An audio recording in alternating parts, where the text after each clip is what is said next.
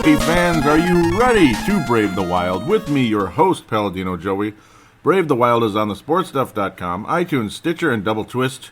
Nice to be back on board once again to talk Minnesota Wild hockey, but, well, it was the exact opposite of what I predicted. A 1-2 week and literally the exact games. What? I mean, that's freaking awful. It's odd, but I suppose not out of the ordinary completely. It happens. It's just a little odd, I guess. But, boy, a 7-2 loss in Colorado, that was... oh, boy, that was embarrassing, as Bruce Boudreau said. Calgary, it's always kind of like a hit-and-miss, shootout, overtime type of game. That's the way it's been most of the season. It's been a pretty entertaining series, and you know what? That was a fun game. Mike Smith was incredible throughout the night. Granlund was awesome, and he finally got rewarded later on. Thank God for that. The Wild squeak out a point, as there was just some real icky misplaying in the overtime period. The Wild had some nice chances that didn't cash in, and then all of a sudden just a big mistake at the end there, and that was kind of funky. And, well, yeah, we'll get back to that in a little bit. And then, of course, a 2-1 win in Chicago after Seabrook scored, after he was actually scratched the night before. How weird is that, the game before? And then the Wild end up winning. Seabrook scored very early, you think, oh, there you go, that's another Wild loss. But then Dubnyk was downright spectacular in that game, so that was pretty cool. Dubnyk not so good in the game against Colorado, but if you're going to blame Dubnyk for this one, no, it's just everything. Puck possession, Colorado really wanted the game, this and that was what you heard the whole night. As boy, they were hungry. Oh, they really outplayed us the whole night, and yeah, they did outplay you the whole night. Make it more obvious.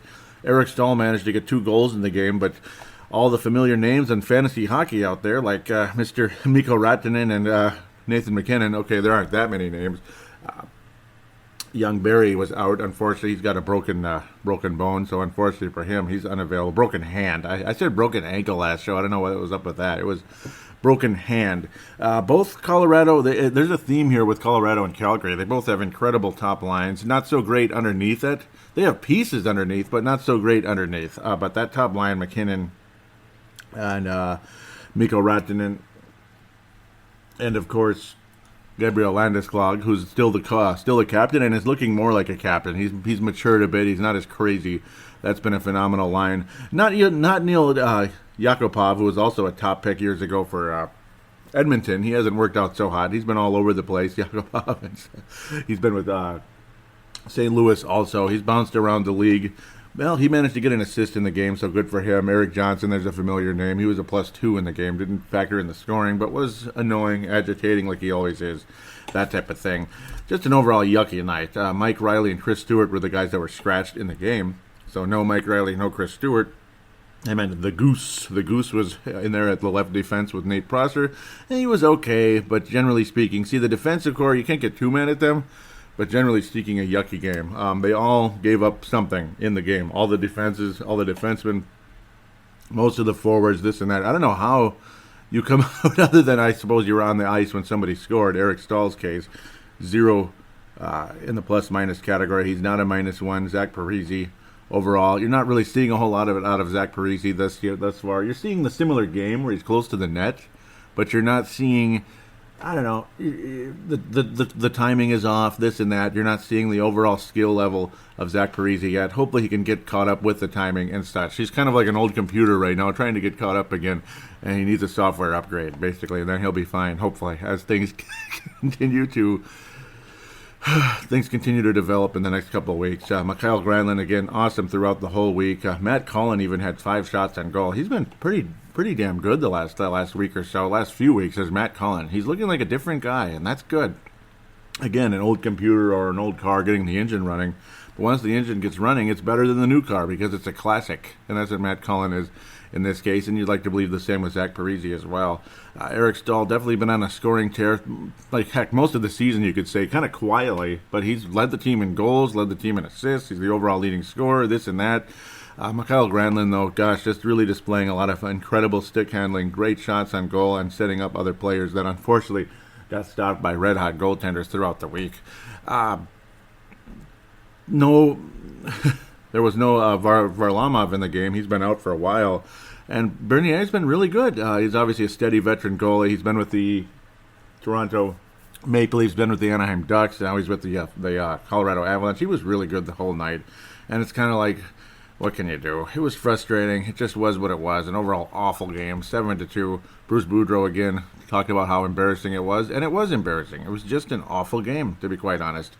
You lose 7-2. It's not good, no matter what you say. The Wild so far have won in the shootout over Colorado. They scored 2 goals in that shootout, and Colorado was stopped both times, so that was nice.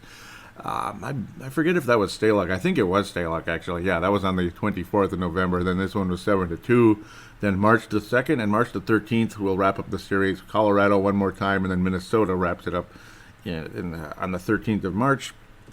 The power plays were even. It's just the fact that the penalty kill got walloped. 3 power play goals by the Colorado Avalanche. They were just quicker. They were on the puck. They were more aggressive. The Wild couldn't get the puck out of the zone throughout the entire game, it seemed like. And it didn't even seem like it. It was fact. They couldn't get the puck out of the zone the whole night. Colorado just dominated. Minnesota managed to get 36 shots on goal due to a very nice second period, which gave us hope.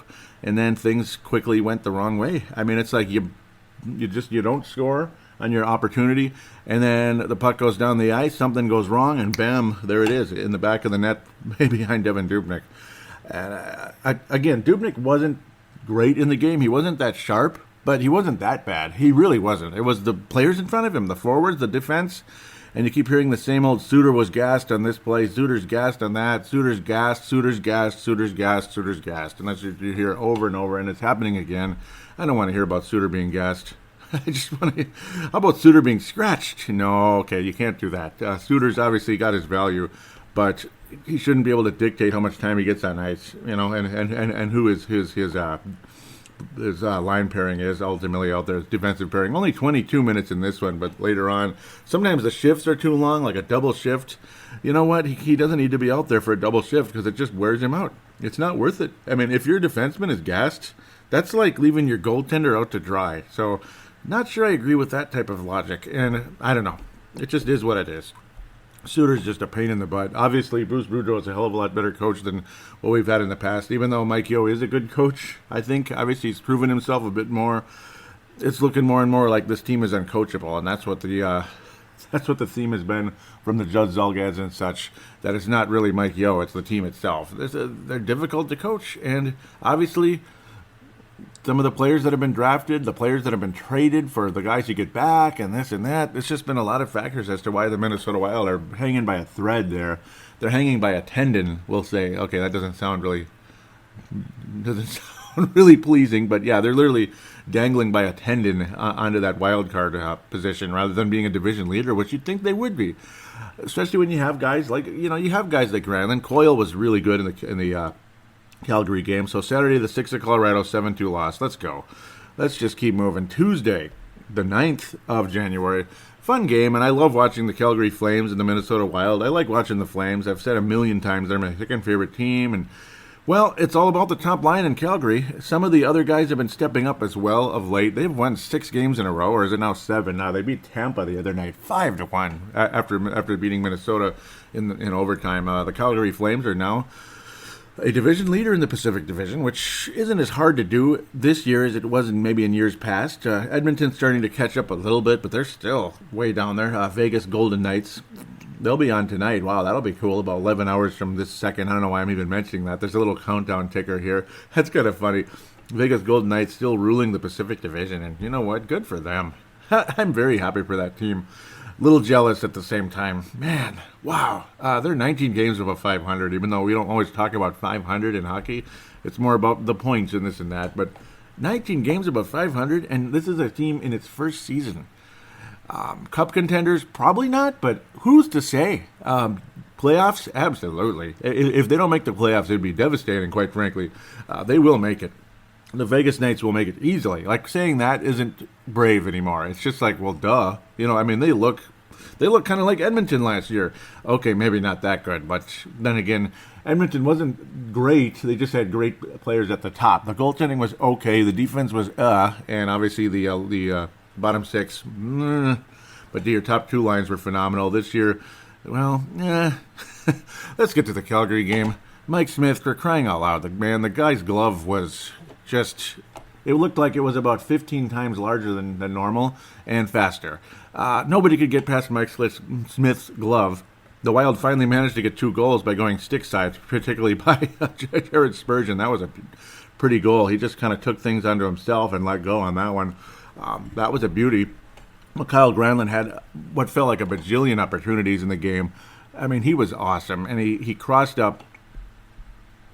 He crossed up the captain of the Calgary Flames, Giordano, twice. Either crossed up or put it past him. Literally, it's like kind of like a basketball play. That's the way I'm thinking with it. It looked like a crossover, double crossover, like around Giordano and then through his legs. Incredible play by Mikhail Granlund. Put the shot on net, and of course Mike Smith. They're just right there. So it was the play before the shot was much better than the shot itself. It wasn't a bad shot. It was on net, and obviously good things can happen, but Mike Smith has been awesome, and he's one of the big reasons why Calgary's better. They're getting more balanced scoring, but at the same time, that top line is what makes Calgary go. And it's absolutely Johnny Gaudreau, the young rising star of the Flames, 3 assists in the game, Monahan, goal and an assist.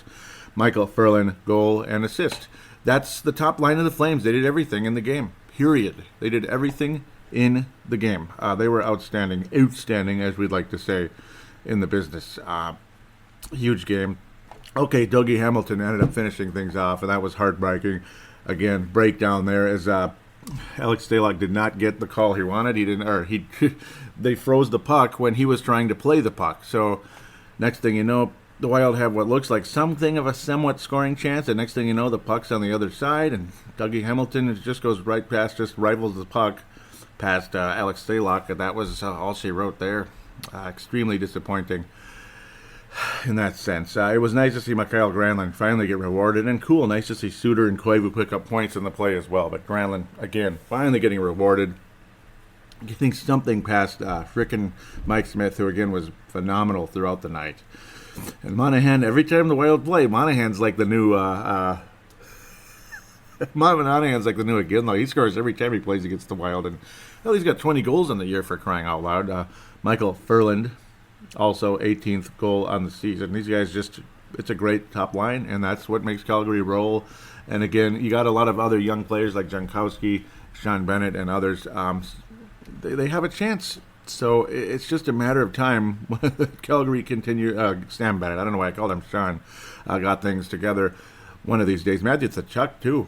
Yeah, I mean, he's got a little dirtiness to his game, but he put on some nice moves also out there. And he was more like, Gwen Granlund didn't finish, basically. But he had some nice, nifty moves. Some of them actually didn't get on net. They were blocked along the way. But some pretty good moves. Mark Jankowski also. This team, yeah, if the Tkachuks, Jankowski, Sam Bennett's ever get things together, obviously Tkachuk is much closer. He's been good, but he's a lower line than that, Monahan, Gaudreau, Ferland line. They're spectacular. Backlund also has been out there for a significant amount of time, do a penalty kill, power play, this and that, and he's obviously big-time face-off guy for the Calgary Flames. Talented team, obviously, and they're starting to show signs of it. They're certainly not way ahead of anybody just yet, but they're working on it, that's for sure. Good for them, but bad for us, I guess, unfortunately. You got Dallas breathing down our necks, Chicago, of course. Luckily, the Wild beat Chicago. That was nice. Second win of the season over the Chicago Blackhawks, but yeah, still, boy, hockey is no joke, man. I mean, there's so many good teams out there, and you could win 3 games in a row. Somebody might have won 2 out of 3 or whatever at the same time, so maybe you gain 2 points out of a 3-game win streak, and that's it. That's not much. 4-game win streak, it could happen the same way, so maybe that other team wins 3 out of 4, whoever they may be. But the Minnesota Wild did win the season series. They did not sweep the season series. Calgary was able to get a point. Luckily, Minnesota was able to get the 2 points.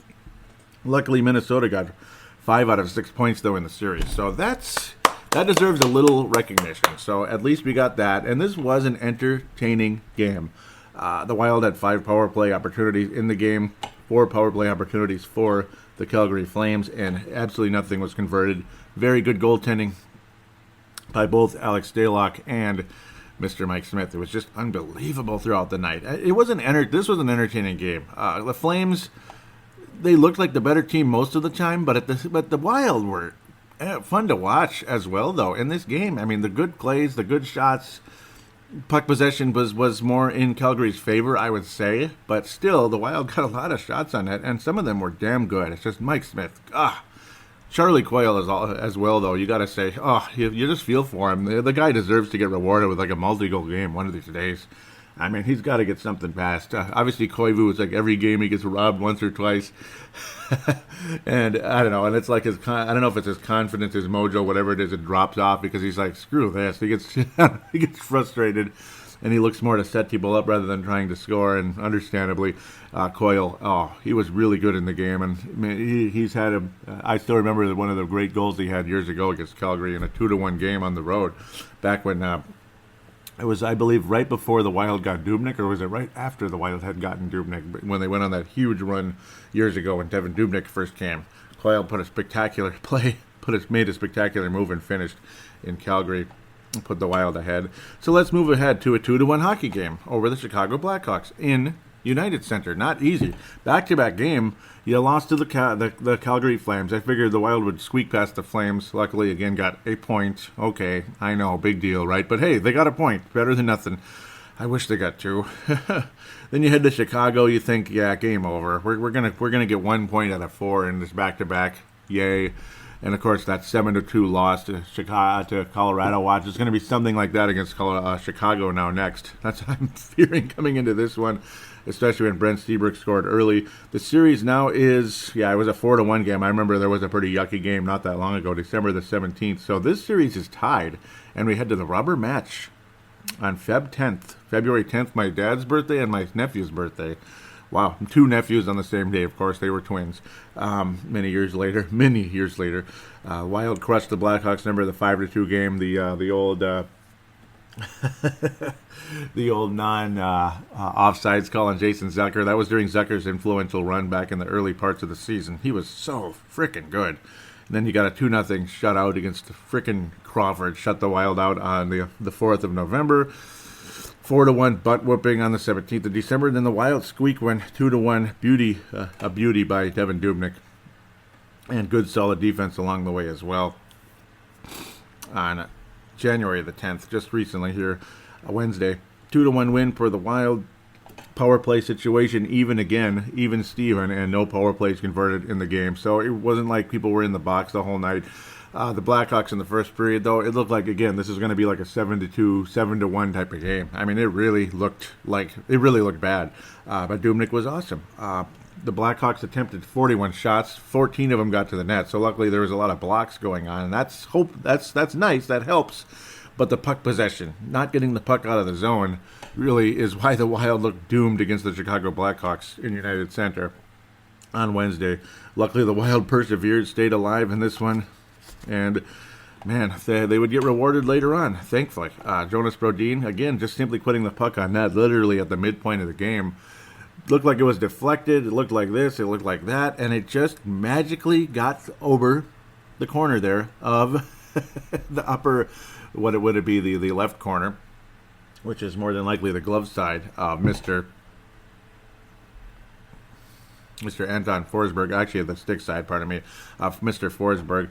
Wild only mustered 27 shots on net, but this one, again, it's just one of those miracle magic bullet type of shots that didn't touch anybody. It wasn't deflected or anything. Zucker and Dumba managed to get points there. Those two guys have been quiet in the points lately, especially Zucker, who, so many chances sometimes, and then he just never has the stick on the puck. He never has the puck on his stick, and it's frustrating. You got a nice pass to him, and it's like the puck's rolling somewhere else.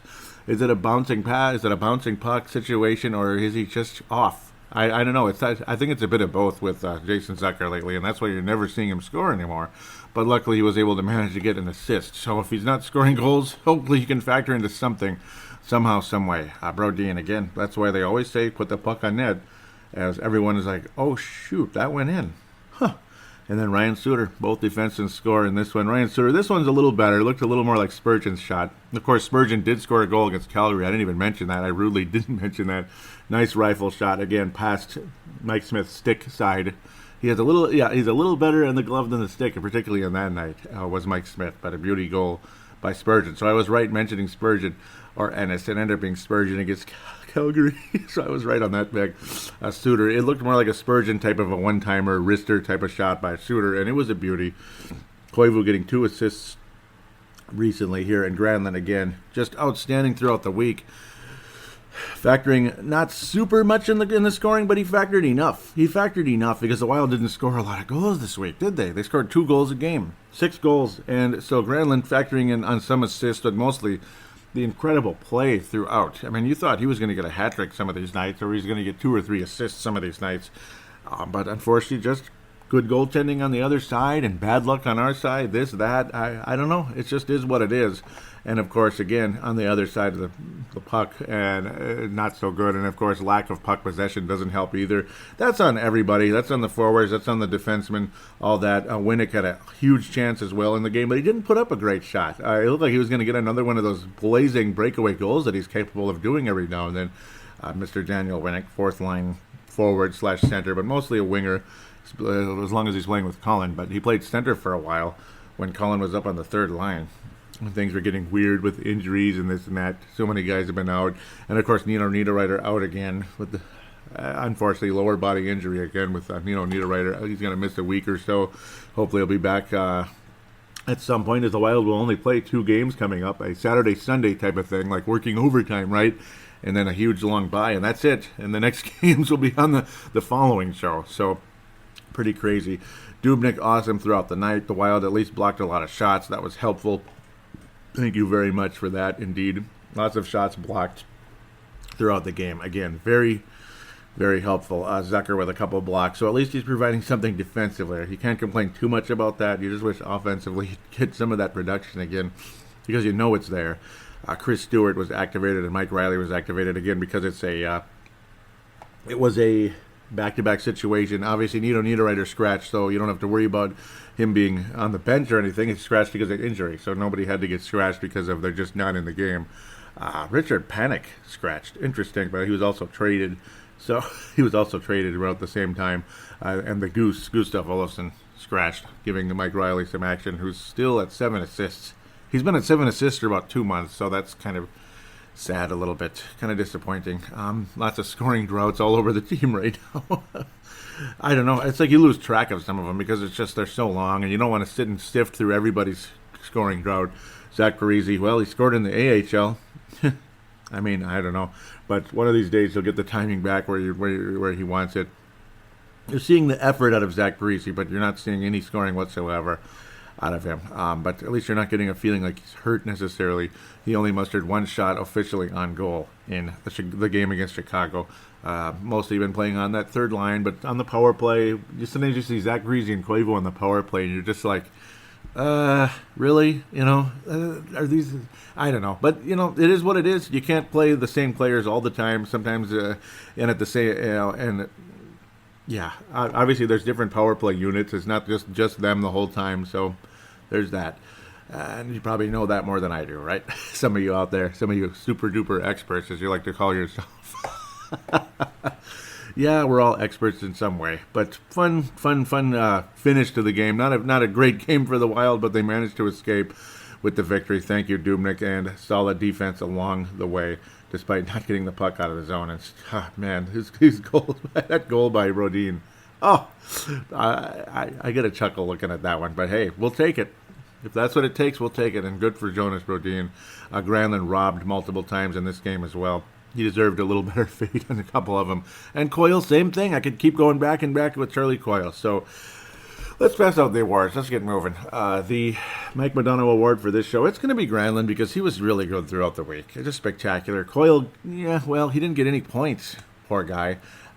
So frustrating for him at the end of the day.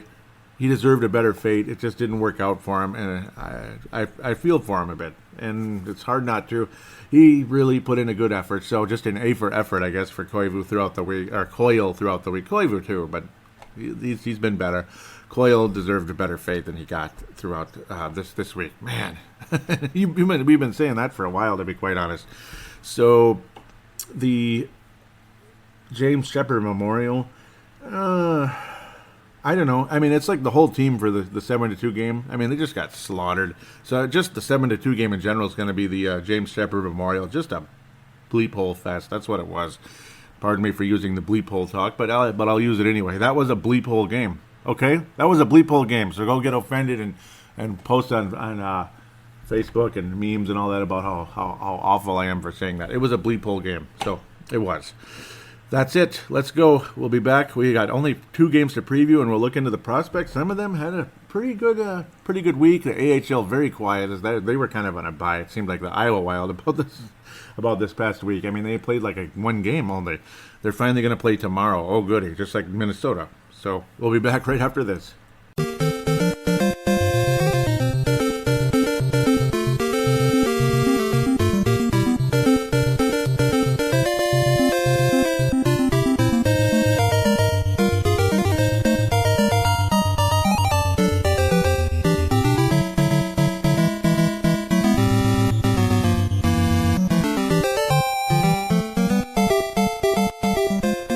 We are back here on Brave the Wild, segment number 2. Time to preview a couple games and talk about the prospects as we send us into the bye. Oh, goody, 5 days without any Wild hockey. Ugh. Well, catch up on the Timberwolves, I suppose. Timberwolves explosion, and hopefully we'll be gearing up for the NFC Championship game on the 21st of January, as the Wild will not be playing that night. I think the Wolves are. I'm not sure. But Purple Mafia, do check out that show if you haven't yet. Purple Mafia or Timberwolves Explosion. You're all welcome to do that, especially during that five-day bye. Check out Timberwolves Explosion. And, of course, keep up with the Wolves wearing their Northern Lights jerseys on occasion, possibly. But let's talk hockey, okay? Or just listen to this show 6 times or something. No, I'm kidding. Hey, why not? Tell your friends about the show, too. It's always appreciated. Winnipeg Jets, the hated Jets, just north of here. Winnipeg, Manitoba, just north of here in North Dakota, kind of on the border of all 3 there. The 13th of January, tonight, the Winnipeg Jets come to Xcel Energy Center. The Minnesota Wild will have 4 home games. 2 against the West, Winnipeg and Vancouver. Those are the ones we're going to preview now. Then you get Tampa Bay and Ottawa coming up, and then the Wild head to Pittsburgh, Pennsylvania, as we start playing some Eastern Conference teams. Wild success rate against the Eastern Conference of late has been decent. Winnipeg has been really good. They're pretty much first place in the division most of the season. Then again, what am I talking about? It's kind of all 3. It's in Winnipeg, St. Louis, and Nashville. It's been kind of like a pick 'em and who's winning the division. Another 7-2 game recently against this club. The Jets are sweeping the Wild this season. The Wild have collected 0 points against the Winnipeg Jets this season. That's freaking awful. That freaking sucks. Yeah, it really sucks. It's terrible. Really? We're getting swept by the Jets, and yeah, they're better this year. And I was always kind of afraid of the Jets emerging last year, and they had that bad season, and it was like, cool, let's just kick some butt here. Let's roll all over these guys. These guys drove us nuts the year before. Same with the Colorado Avalanche. A horrible season last year. They've already eclipsed last season's point total, which is nuts. And Nathan MacKinnon has about as many points already at the midpoint of the season. Actually, probably more. Yeah, no, he has more points than the Colorado Avalanche did last year in terms of, season win-loss, tie point, or not tie, but overtime loss point situation. Well, at least Alex Stalock's goals against average has dropped a bit after that horrible start to the season. And it wasn't his fault necessarily, but just a yucky start for him, unfortunately, due to some bad defense and some poor play in front of him at the time. Both Devin Dubnyk and Stalock, not with the greatest numbers ever, but at least you're not noticing, like, oh my God, one of them really sucks. So that's good. They're both okay. The Wild officially 3 out of their last 4 because they crushed Buffalo and Florida. That was nice. Let's beat somebody here this weekend. Back-to-back situation. I got to think it's Dubnyk against Winnipeg and then Stalock tomorrow against the Vancouver Canucks as we're celebrating the Minnesota Vikings returning to the NFC Championship game. I hope. God, I want them to win the game. Oh, God. I'm nervous. I'm sure you are as well. If you're from Minnesota, you're nervous about, a lot of things. Winnipeg Jets, in the past, you didn't really think of them as being major goal scorers, but, well, it's like, you don't think of them as this team filled with stars, but, well, Blake Wheeler's pretty damn good, and, man, I wish you wish he did this on the Gophers. It's the overall depth. They have multiple lines that can score on this team, and, I mean, several. I mean, you got 2 guys with 19 goals, Patrick Lane and Nikol Ehlers. Blake Wheeler's obviously the overall top guy with 38 assists on the year to go with 14 goals, 15 goals for Mark Seville, 15 goals for Kyle Connor, 12 goals for Mathieu Perreault. Incredible overall depth by this club. They can roll out 3 lines here that can all score, and even their 4th line's halfway decent too. I mean, Jiminy Christmas, even Dustin Bufflin, 17 points. Obviously, he's a skilled player, but you think of him more as a physical guy, but clearly a guy that can do more than just knock people around. Connor Hellebuck, that guy's a hell of a goalie. Yeah, okay, pun intended, kind of. Um, yeah, it's not going to be easy. This is the first of the back-to-back, which is good, I suppose. You just hope the Wild don't get burnt out and fried against this club. Okay, Winnipeg lost, so they're on a back-to-back situation as well. They lost to Chicago last night, 2-1. Impressive win by the Blackhawks, I suppose, as they turned it around versus what happened at the Wild. Disappointing for us because the Blackhawks are with us in the points right now, just like we were last year when we were both leading the division. Now we're both bottom wildcard team. Isn't that adorable? Winnipeg taking care of business against some not-so-good teams. Buffalo twice, San Jose once. San Jose's okay, but they're not what they were. It's still there with San Jose, though. They're still capable of putting in some pretty good games. And obviously they have a nice goalie over there in Jones. Winnipeg, Minnesota. This has been an awful matchup of late. Winnipeg is leading the division, 3 points ahead of Nashville, 4 points against St. Louis, so obviously very close there. And even Dallas only 4 points behind the Blues now.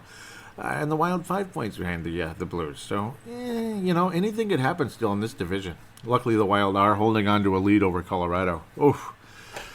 Well, this is the rubber match of the series. Let's get something. Let's avoid a sweep. I mean, this is a game that you really hope the Wild can pull off. And, man, I mean, I'm not super confident about it, but it is a home game. The Wild have played much, much better at home.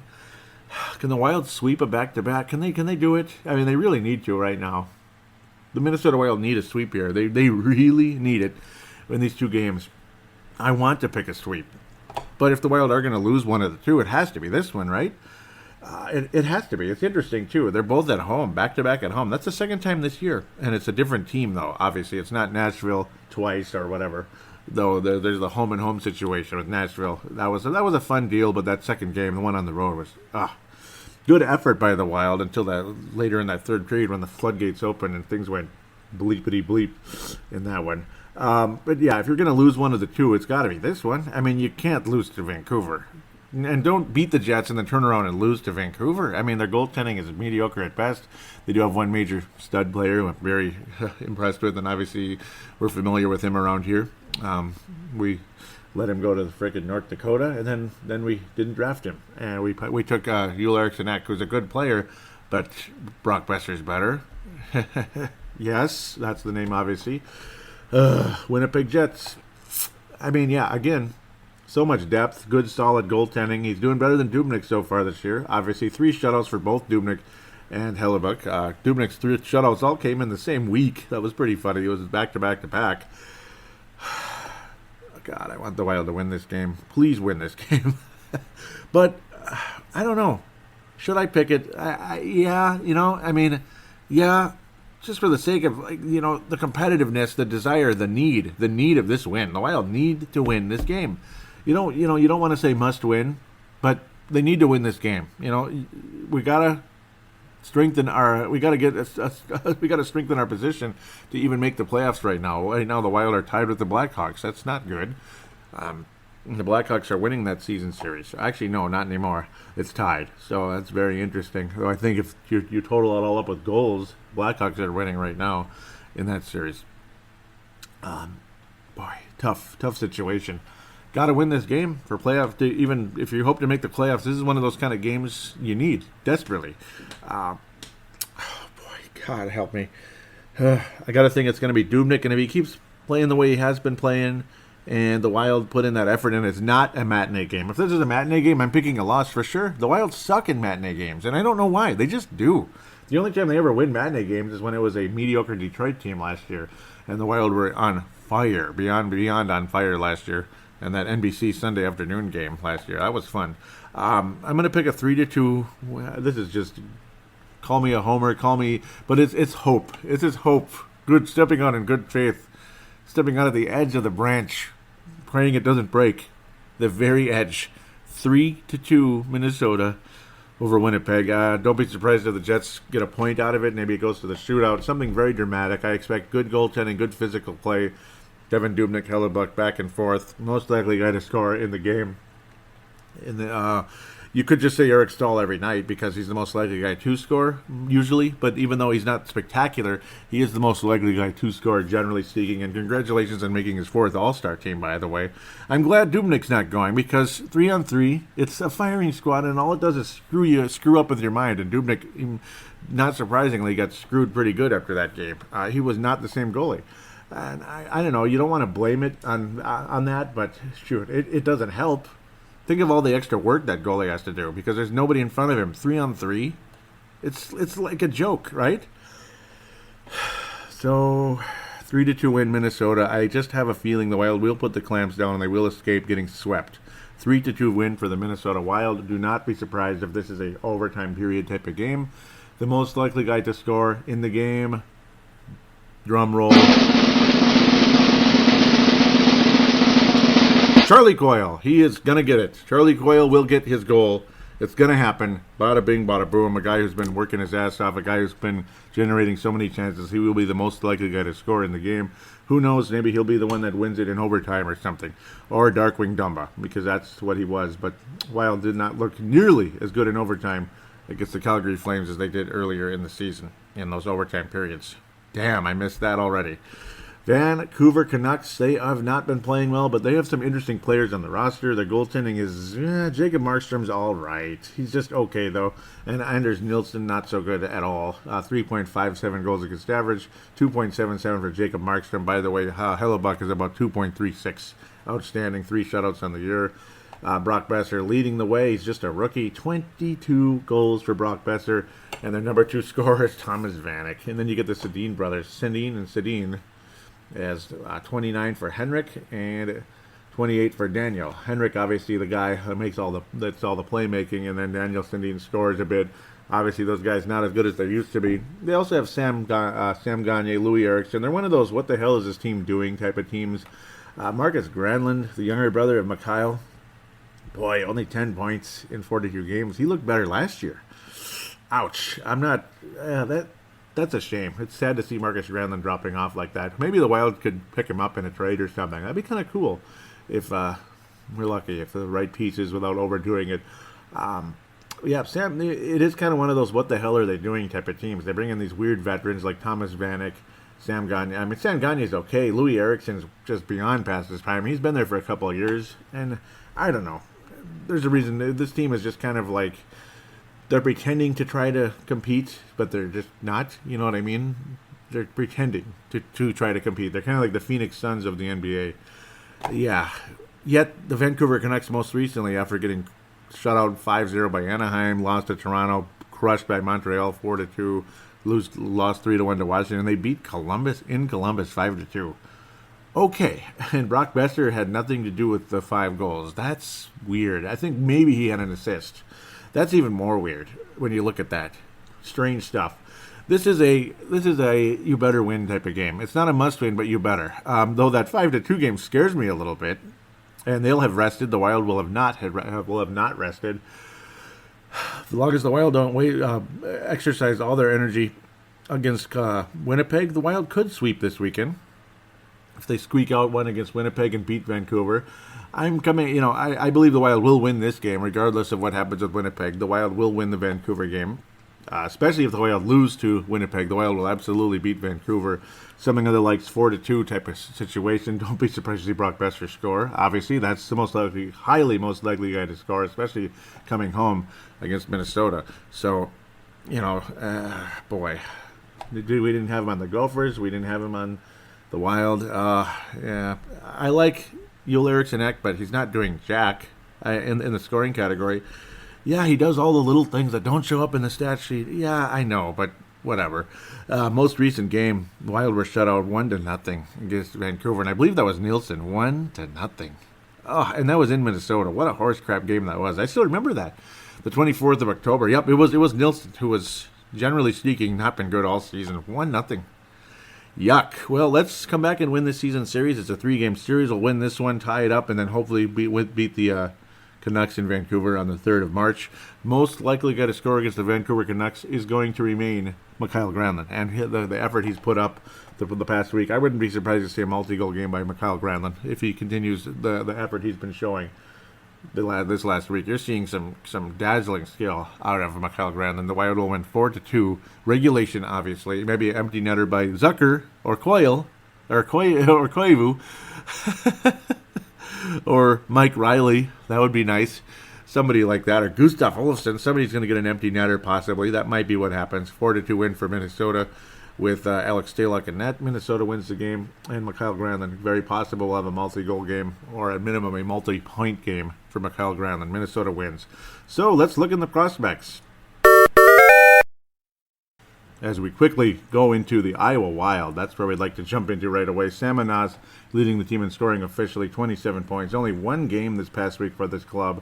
Not the best game either, but, well, it is what it is. A couple guys racking up points since the last show, I believe. Ryan Murphy's now at 16 on the season down there. Obviously, he was with the Wild for an extended period of time when Jared Spurgeon was out and then was returned to Iowa. Unfortunately for him, but he did put in a nice showing, did show some effort, obviously. Brendan Mennel adding his 10th assist on the season the past week.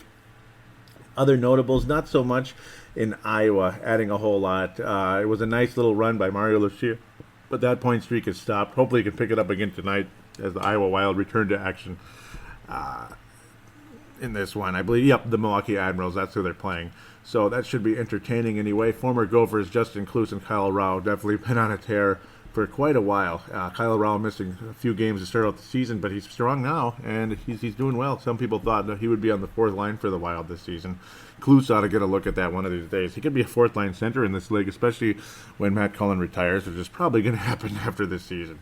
Iowa had been playing better, then not so good, back and forth, but they would be in the postseason if the season ended today. So that's the good news. You'd finally see Iowa in the playoffs. Steve Michaelic, 8-3 on the season. That's been nice. 2.62 goals against average. And I do believe Mr. Pavel Jennings has been called up to the Iowa Wild. As you're noticing, he's not on. You're noticing he's not on the Rapid City Rush anymore. You're seeing a star, and you're seeing Iowa Wild. So he has been called up to Iowa. It'll be nice to see how Pavel Jennings can factor with Iowa because he's been playing so well for the Rapid City Rush. That's been encouraging, to say the least. He's definitely the guy to watch down there. Dante Salaturo, he was the guy acquired for Jordan Schrader in the summertime from the Columbus Blue Jackets. He's leading the club in scoring. He's doing well, and he's only 20, so still definitely hopeful there when it comes to him. That's definitely been the case. Dmitry Sokolov has also been moved. He's still with the Minnesota Wild, of course, but he's no longer with the crappy Sudbury Wolves. So just every night, just awful. And it's funny, they played against his new club, the Barrie Colts, as he's been there only 2 games, and he's got 2 goals, 2 assists. So good for him so far, Dmitry Sokolov, as we like to always keep up with him over there. He's in the OHL, of course. Barrie Colts, he's off to a good start. Leaving the Sudbury Wolves had been awful. The past several years, they've just been terrible. They've been around since like the 30s. They're ancient history. Pretty cool how long that franchise has been around. But Barrie Colts, and they beat the Barrie Colts beat the Sudbury Wolves 10-1 the other night. Pretty crazy. Sokolov getting a goal and an assist across the game here in each game for the Barrie Colts. So cool. So that's the team to keep up with now if you want to keep up with Dmitry Sokolov, not the Sudbury Wolves anymore. Brandon Duhaime continues to add points for Providence. Good for him. He had another assist last night, 5 goals, 11 assists, 16 points now, as he's eclipsed last season's total points by 4 already. And about half the games, a little more than half the games so far for Providence College. So nice progress for Brendan Duhaime. 2016 4th round pick by our Chuck Fletcher. Nothing new with Kirill Kaprizov or Andrei Svetlikov at the moment because, well, I mean, there's nothing new to say. Obviously, Mr. Risebrough visited them last week, and it went well, this and that. They had to be with a translator, of course. Nick Swaney not available for Duluth last night. That's interesting. So that kind of scares me a little bit. Hopefully he's okay, unless he's on the Olympic team. But no, I don't think he is. 7th round pick for the Wild, 2017. Just recently had been really nice in his freshman year for the Duluth Bulldogs. Ivan Ladnia continuing to emerge nicely with the Erie Otters. He's had 3-point games the past couple nights here. He's been awesome. Now he's at 49 points in 41 games. He gets more assists than goals, but he does score. It's usually like a 1 goal, 2 assist type of game when Ivan Ladnia is at his best, and he has been outstanding so far. From the 49 points now, he's definitely well ahead of last year's pace. He's on pace for, probably about 70, 80 points. No, more than 70, probably closer to 80 points now for the Erie Otters, Erie, Pennsylvania. They're doing great. Is Ivan Ladnia in the OHL there? Jordan Greenway added another goal last night for Boston University. The club in general is not playing well, but he's starting to score goals. He'd been pretty much all assists, kind of like Brandon Duhaime so far for Providence, but it's okay. Greenway's now been adding the goals. Remember, he had a hat trick just recently before the break there, before the Christmas break. Mr. Jordan Greenway. He's now at 8 goals, 18 points so far on the season. Been much more of a playmaker throughout his collegiate career. 21 assists in both of his freshman and sophomore year. 5 goals his freshman year, 10 goals his sophomore year. His junior year here, he's on pace for probably closer to 16-ish, so that's good. Good for him. So he's catching up, and if he can get to that 21 assists, hey, keep it up. Nice to see him scoring a bit more, though. Jack Static added a rare assist last night. That's nice. That's very good to know, without a doubt, to see Sadik putting the puck in the net. Jacob Golden had an assist the other night as well. Four points for the London Knights in the OHL. Jacob Golden definitely stay-at-home defenseman so far in the OHL, but he's very young, obviously, brand new draft pick. Jack Static now at 7 points on the year. 5 assists total for the Gophers, who lost to Michigan. The first 2 shots on goal by Michigan last night were goals against the Gophers. Great way to start a game. Just great. The Gophers get it to 4-3. They get closer in the game, and then you gave up an empty netter. When you have the empty net and the puck is in your zone the whole time, you're just fighting to get away, fighting to get out of the zone. You can't even do it, and then Michigan ultimately regains possession of the puck and scores. That's a joke. You can't even get out of your own zone. I mean, that was horse crap. So I'm not happy with the Gophers right now at all. Nick Boca, you don't see a whole lot of that guy. More of a physical guy for the Michigan Wolverines. Doesn't factor in the scoring. 3 assists on the year. He had only 4 points last year in his sophomore year. He had 10 assists in his freshman year, so go figure. Less points, more physicality for Nick Boca. And the Michigan Wolverines, of course, the 6th round draft pick in 2015. Hard to say if he will factor with Minnesota at any point. Luis Belpedio, his club, lost 11-7 last night to Omaha, Miami, Ohio. The Redhawks. Yuck. Not a good game by the Redhawks. Luis Belpedio, though he did manage a goal and an assist. He's now at 20 points in 21 games. 8 goals, which is a career high in college. 12 assists, which is 1 behind his career high in assists. So Luis Belpedio, again, remember he missed he missed more than 10 games last year for Miami University. Expect a huge year from him this year. He's second on the team in scoring, and he is a right-shot defenseman. I talk about him all the time. He's probably the most exciting prospect for me right now in the collegiate ranks. Him and Jordan Greenway, both. Obviously, big, strong, burly left-wing defenseman who a lot of people believe will be better at the NHL level than he is in the AHL or anything like that, that he might come right to the NHL at the end of the college year this year. That would be pretty cool. At least give him some time on ice in the NHL, see what happens, see how he fits, see how he feels, sink or swim, this and that.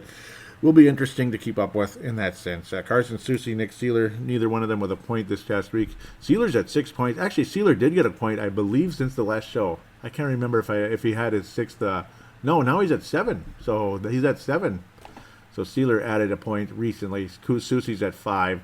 That's, of course, guys in the Iowa Wild. 2 very important physical defensemen, because I like to talk about that, obviously. And, all the possible defensemen that could come up at some point and help this team. Because you like to talk about blue line help. The Wild need it. Because Riley and Olsen aren't showing a whole lot. Both of them are left shot, and that's why Seeler and Soucy are still stuck in the AHL, because both of those guys are left shot defensemen. Luis Belpedio is a right shot defenseman. So eventually, one of these days, maybe Prosser will be back in the 7th defenseman role type of thing. But keep him on board. I mean, keep. I have no problem with Nate Prosser. He hasn't hurt us at all. But if Belpedio is ready for the NHL, man, that'd be exciting. He'll probably start off in the AHL at some point. Obviously, he is a senior, so his college career is over come springtime, so depending on how far Miami gets into the tournament or if they make it at all. 11-7. Oh, what the hell? That's a terrible game. How could you give up 11 goals? So that's disappointing. I'm sure Belpedio not too pleased about that. Nice to see the point reduction, but usually it's like a low-scoring game with Miami, so I don't know what happened there. If it was, I don't know. That's not a good game. That's not a good game at all. So at this point, I don't really have a whole much else to say with the prospects. I've pretty much covered most of the bases. Obviously, Kirill Kaprizov, this and that. That's just going to be an ongoing saga for a while. Svetlikov, same thing. We'll just have to wait. Svetlikov hasn't signed anything that I believe. I don't think he's under a long contract or anything, but now that Kirill Kaprizov, but we'll see what happens with Svetlikov. He's not quite the prospect that Kirill Kaprizov is at this point. So that should about do it for that. I want to thank Hockey Podcast. It always retweets the most recent show. At Brave the Wild is the Twitter account. At Brave the Wild. Please do give that a follow. It's always greatly appreciated by yours truly, the host of this show. And how could it not be? Thank you again for that, for the retweets at Hockey Podcast. And Vince Germano also retweets the show very often as well out of Australia. That's always so appreciated. I thank you very much for that. That was, of course, episode 168. Or did they just kind of... Maybe they don't retweet it, they just tweet it. So, and I appreciate Hockey Podcast for doing that. That's awesome, because that obviously, it gets to like some possible hockey listeners out there. The Vegas Hockey Podcast. That might be one to check out, actually. That might be one to check out. See how they're doing. See what they're talking about down there in Las Vegas. I might want to look that one up. How could you not like what's going on with those guys? And, of course, the Fireside Chat. Gotta like that one. Calgary Flames show. Really good. So now we move on to the Facebook page.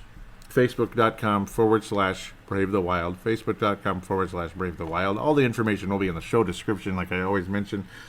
I believe it's quiet, but still, please give that page a like and follow. Join it and join the conversation. It's always greatly appreciated. Always. So... At the same time, there's also another page that I'm an admin for. It's been quiet lately, but I still encourage you to join it. I know a lot of people have. The main guys, Pavel Bunyat and Marek Skyba, they'll be returning, getting it going again. Obviously, the main page, MNWplayers.com, Minnesota Wild Players is what it means. They cover everything from Eric Stahl down to Dante Celaturo with the ECHL. Anybody that has affiliation with the Minnesota Wild, top to bottom. Luke Cunnin, Mario Lucia, Zach Parisi, you get the idea. Jared Spurgeon. Everybody that counts with the Minnesota Wild is discussed on that page. Obviously, Kaapo Kakkonen, a nice goaltender prospect over there in Finland. Still got a nice future, hopefully. He's been really good this past year, so hopefully he continues to develop. Kaapo Kakkonen. So hopefully he will continue to emerge as a goaltending prospect one day. Not that I'm in any hurry to push Alex Stalock out of the way, but hey, it's nice to know you have some kind of insurance, some kind of a future at the goaltender position, because if you have nobody at the goaltender position and you're scrambling for some random free agent who might save your ass and might not. We've been lucky in that category forever. Nicholas Backstrom saved us. She goes on forever. You could go on forever. McLennan was already like a backup goalie in the NHL. That was way back at the beginning. Jamie McLennan. Of course, Dwayne Rollerson was a guy who was kind of overlooked and kind of tossed aside, and look what he ended up being. Almost won a Stanley Cup with Edmonton as their guy, and he was clearly one of the top players on that team. And of course helped the Wild in that wonderful playoff run long ago in a galaxy far away. So that was always entertaining at the very least. MNW players, do join that page, because I'm getting distracted big time. Do join that page. Do give that a like and follow on Facebook. Join the page and conversate. Talk about prospects. Talk about the current club. In-game conversation with Minnesota Wild Hardcore as well. Thanks again for that. So, other than that, please give Brave the Wild a positive rating on iTunes. If you like the show and want to help out, give Brave the Wild a positive rating on iTunes if you could. It only helps a great deal. And I will thank you personally on air when I do see that post, because I do check it pretty frequently.